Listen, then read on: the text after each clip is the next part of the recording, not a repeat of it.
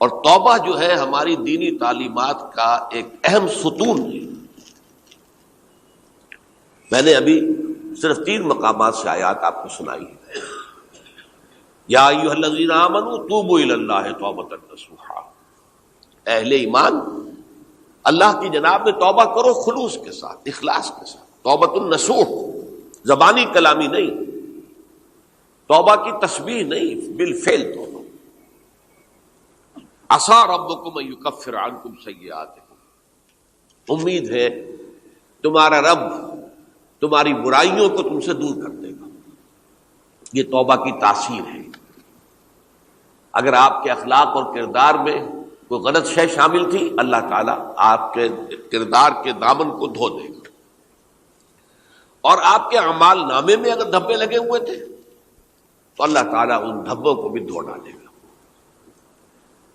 عسیٰ ربکم ان یکفر عنکم سیئاتکم ویدخلکم جنات تجری من تحتہا الانہار، اور تمہیں داخل کرے گا ان باغات میں جن کے دامن میں ندیاں بہتی ہوں گی۔ یوم لا یخزی اللہ النبی والذین آمنوا معہ، وہ دن جس دن اللہ تعالیٰ اپنے نبی کو رسوا نہیں کرے گا، معاذ اللہ ثم معاذ اللہ، اور نبی کے ساتھ ہی ان کو بھی کہ جو ان کے ساتھ ایمان لائے۔ نورہم یسعی بین ایدیہم و بایمانہم، ان کا نور ان کے سامنے طرف اور داہنی طرف دوڑتا ہوا ہوگا۔ نور ایمان قلب سے پھوٹ رہا ہوگا اور وہ سامنے روشنی ڈالے گا، اور نور اعمال صالحہ داہنے ہاتھ کی طرف سے چونکہ عمل کرتے ہیں نیک ہم، تو وہاں سے نور ظاہر ہوگا جو دنیا میں اعمال کی شکل میں کمایا گیا تھا۔ اور اس وقت یہ اہل ایمان کہتے ہوں گے، یقولون ربنا اتمم لنا نورنا واغفر لنا، اے اللہ ہمارے نور کو کامل فرما دے۔ اس کا پس منظر یہ ہے کہ ظاہر بات ہے کہ ایمان کے درجات بھی بے شمار ہیں۔ کہاں ابو بکر صدیق کا ایمان، کہاں ایک عام صحابی کا ایمان، کہاں ہم جیسے غیر صحابہ عام مسلمانوں کا ایمان، کہ نسبت خاک رابع عالم پاک، اسی نسبت سے اس نور کی انٹینسٹی ہوگی۔ حضور نے فرمایا کچھ لوگوں کا نور تو اتنا ہوگا کہ وہ مدینے سے صنعاء تک اس کی روشنی پہنچ رہی ہوگی، یمن کے دارالحکومت تک، اور کچھ لوگوں کا نور اتنا ہوگا کہ صرف ان کے قدموں کے آگے روشنی ہو جائے گی، جیسے ٹارچ ہوتی ہے آپ کے آگے۔ تو ظاہر بات ہے کہ اگر آپ کو رات کے وقت جنگل سے گزرنا ہو اور پگڈنڈی ہو کوئی اور اندھیری شب ہو، تو آپ کے لیے وہ ٹارچ بھی کس قدر بڑی غنیمت ہے کہ آدمی دیکھ لیتا ہے کہ سامنے سانپ ہے، کیا ہے، گڑھا ہے، کھائی ہے، کیا ہے۔ تو اس روز جن کو وہ ٹارچ نصیب ہو گئی وہ بھی بہت خوش قسمت، بہت خوش قسمت، بہت خوش قسمت ہوں گے۔ لیکن ان کا کیا کہنا جن کا نور مدینے سے صنعاء تک پہنچ رہا ہو۔ تو جن کے نور کی یہ انٹینسٹی کم ہوگی وہ اللہ سے دعا کرتے ہوں گے، ربنا اتمم لنا نورنا، پروردگار ہمارے نور کو بھی کامل کر دے۔ تو نے اپنے ان بندوں پر کتنا فضل کیا ہے، کتنا بڑا نور ان کو عطا کیا۔ اتمم لنا نورنا، ہمارا نور بھی اس کا اتمام فرما دے، تکمیل کر دے۔ واغفر لنا، اور یہ کیسے ہوگا؟ ایسے ہوگا کہ ہمارے گناہوں کی پردہ پوشی کر دے۔ گناہوں کی پردہ پوشی ہوگی تو پھر اس نور کی انٹینسٹی میں اضافہ ہو جائے۔ واغفر لنا انک علی کل شیء قدیر، یقیناً تو ہر شے پر قادر۔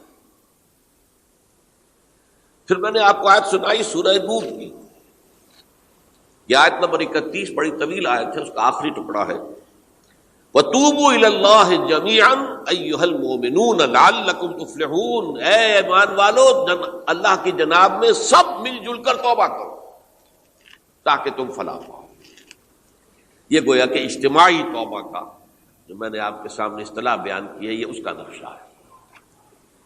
اور ایک اور آیت جو میں نے آپ کو سنائی سورہ زمر کی آیت نمبر 53،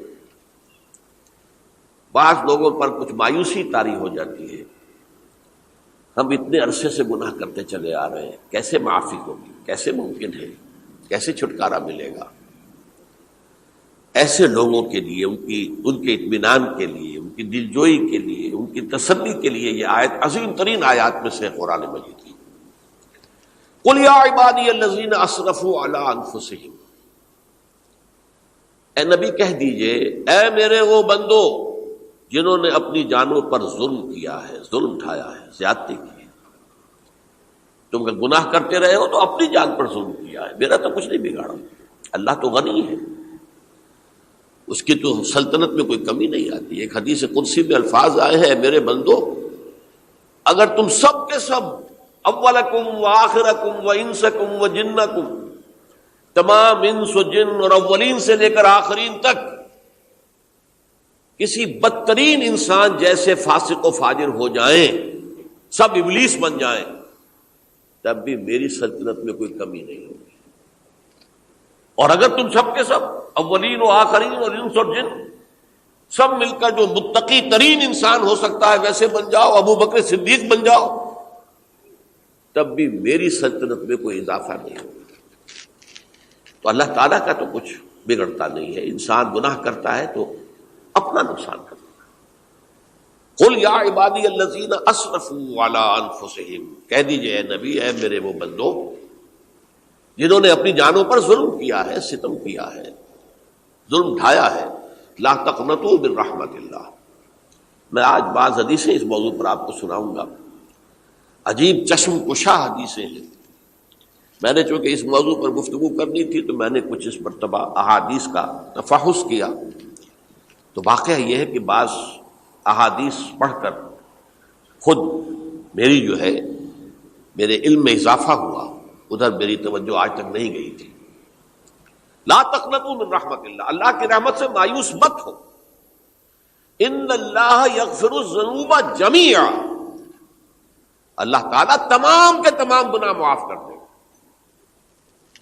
اللہ تعالیٰ کی قدرت ہے، اللہ کا اختیار ہے، اللہ کا فیصلہ ہے، لہذا مایوس نہ ہو، اصلاح کرو۔ احادیث تو میں بعد میں آپ کو سناؤں گا، اس سے پہلے اس کا فلسفہ سمجھ لیجئے اصل میں کیا ہے۔ دیکھیے، ایک ہے طبیعی اعمال، فزیکل،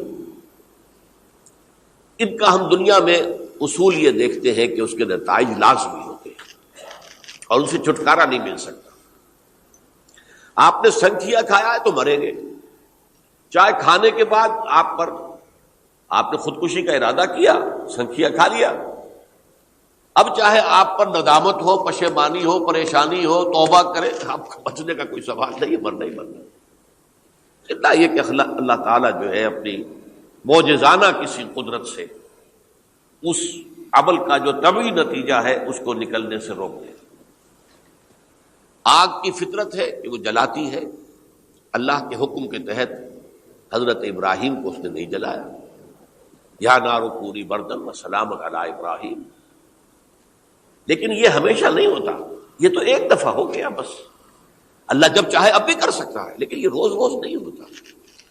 روز روز جو بھی فزیکل لاز ہیں وہ چل رہے ہیں، اگر وہ نہ چلے تو کوئی سائنس پاسبل ہی نہ ہو، کوئی ٹیکنالوجی ممکن ہی نہ ہو۔ یہ تو ان فزیکل کیمیکل لاز جو ہیں ان کا دوام ہے کہ جس کی وجہ سے یہ ساری سائنس اور ٹیکنالوجی اب کہاں سے کہاں پہنچ رہی ہے کہ عروج آدم خاکی سے انجم سہمے جاتے ہیں کہ یہ ٹوٹا ہوا تارا کہیں مہی کا عامل نہ بن جائے۔ تو یہ توبہ جو ہے فزیکل اعمال میں مفید نہیں ہے، چاہے آپ پر یہ احساس میں کیا کر بیٹھا، کیا میں نے کیا، کیوں میں نے کھا لیا یہ سنکھیا، تو اب اثر کرے۔ جو اخلاقی اعمال ہیں ان کا قانون یہ نہیں ہے۔ اخلاقی اعمال کے نتائج ختم ہو جاتے ہیں توبہ کے ساتھ۔ یہ ایک بہت بڑا قانون ہے، بہت بڑا قانون۔ ایسا نہیں ہے کہ کسی گناہ سے انسان کی فطرت میں کوئی ایسی مستقل کجی واقع ہو جائے کہ جس کی اصلاح کی کوئی صورت ہی نہ ہو، یہ نہیں ہے۔ بڑے سے بڑے گناہ، بڑے سے بڑے گناہ توبہ کرو، خلوص سے دل سے کرو، جو اس کے اصول ہیں، جو اس کے قواعد ہیں، جو اس کے ضوابط ہیں، جو اس کی شرائط ہیں، ان کو پورا کرو۔ تو بڑے سے بڑے اعمال، برے سے برے اعمال، میں حدیثیں آج آپ کو سناؤں گا، حیران کروں، کیونکہ عام طور پر یہی ہوتا ہے کہ مواعظ میں چونکہ لوگوں کو اصلاح کی ترغیب دلانی ہوتی ہے تو وہ جو انذار کا پہلو ہے اسے زیادہ نمایاں کیا جاتا ہے۔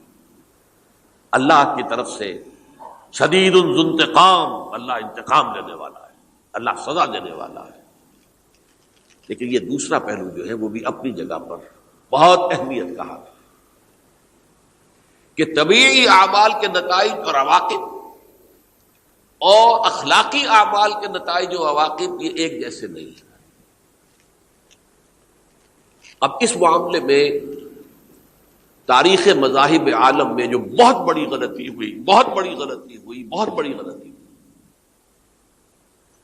تورات میں حضرت آدم اور حوا علیہ السلام سے جو غلطی اور خطا ہو گئی تھی، آپ اندازہ کیجئے کیا مقام اللہ نے عطا کیا تھا، سارے فرشتوں کو ان کے سامنے سجدہ کروا دیا تھا، اور ایک ہی حکم تو دیا تھا نا کہ اس درخت کے قریب نہ جانا، اور تو ابھی کوئی شریعت نہیں تھی، کوئی لمبے چوڑے احکام نہیں تھے، کھاؤ جہاں سے چاہو، اس ایک درخت کے پیچھے پاس نہ جانا، وَلَا تَقْرَبَا هَٰذِهِ الشَّجَرَةَ فَتَكُونَا مِنَ الظَّالِمِينَ، اور وہی کام کر بیٹھے حضرت آدم اور حضرت حوا علیہ السلام۔ کتنا بڑا گناہ، لیکن قرآن نے وضاحت کر دی کہ آدم نے توبہ کی، اللہ نے معاف کر دیا۔ اللہ تعالیٰ سے کلمات سیکھے، ندامت دل میں پیدا ہو گئی حضرت آدم کو، لیکن الفاظ نہیں تھے، کن الفاظ میں اللہ سے معافی مانگوں، مجھ سے خطا ہو گئی، بہت بڑی غلطی ہو گئی، وہ الفاظ بھی اللہ نے سکھائے، فَتَلَقَّىٰ آدَمُ مِن رَبِّهِ کَلِمَاتٍ،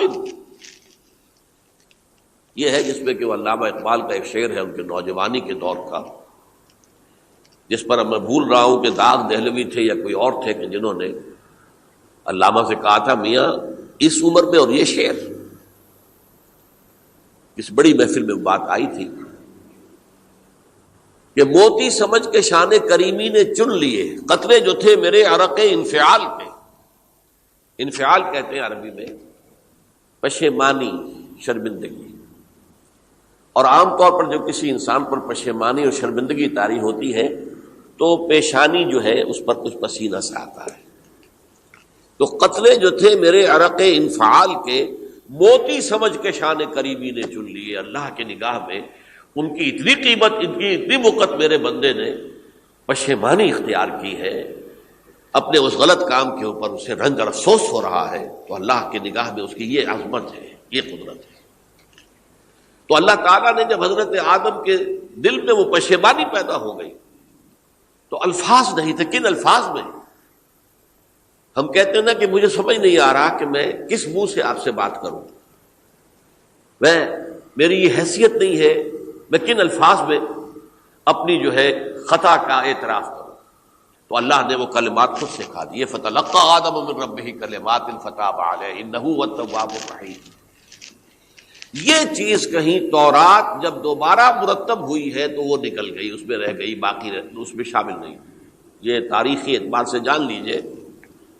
تورات جو ہے وہ آج سے 2500 بلکہ 2600 برس قبل سے دنیا سے غائب ہے۔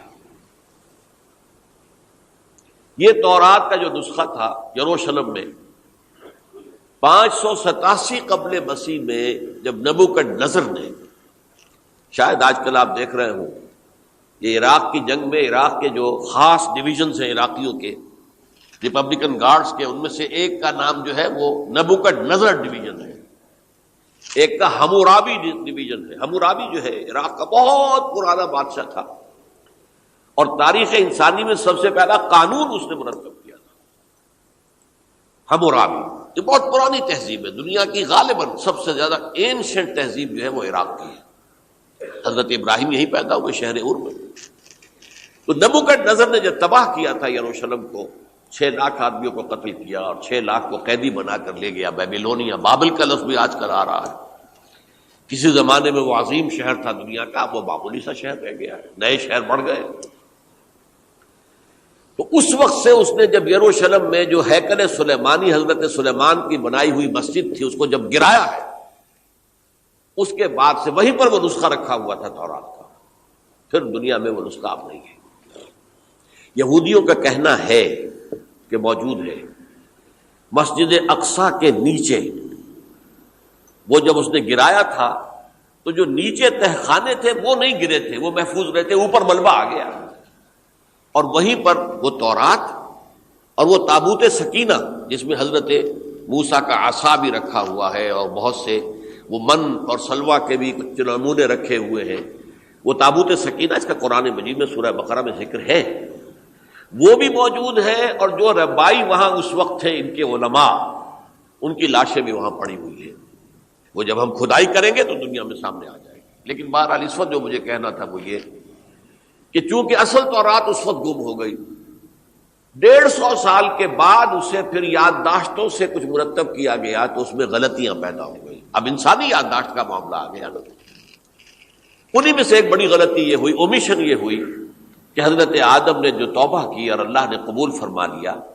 اس کا ذکر اس میں نہیں۔ اس سے نتیجہ عیسائیوں نے کیا اختیار کیا کہ وہ اوریجنل سن کہتے ہیں اسے، وہ جو ابتدائی گناہ تھا عظیم جو ہمارے جد امجد آدم سے سرزد ہوا تھا، اس گناہ کا اثر جو بھی بچہ نسل آدم میں پیدا ہوتا ہے وہ لے کر آتا ہے۔ یہ زمین و آسمان کا فرق ہے۔ اسلام کے نزدیک ہر بچہ جو پیدا ہوتا ہے وہ معصوم ہے، بلکہ مسلم ہے۔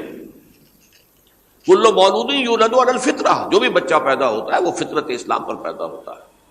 فَأَبَوَاهُ يُهَوِّدَانِهِ أَوْ يُمَجِّسَانِهِ أَوْ يُنَصِّرَانِهِ، یہ تو والدین ہیں اس کے جو اسے مجوسی یا عیسائی یا یہودی بنا لیتے ہیں، ورنہ وہ تو مسلمان ہوتا ہے، فطرت کی کلین سلیٹ لے کر آتا ہے۔ عیسائیت کہتی ہے کہ ہر انسان جو پیدا ہوتا ہے بنیادی طور پر گناہگار ہے، اپنے جد امجد کے گناہ کا بوجھ لے کر آ رہا ہے۔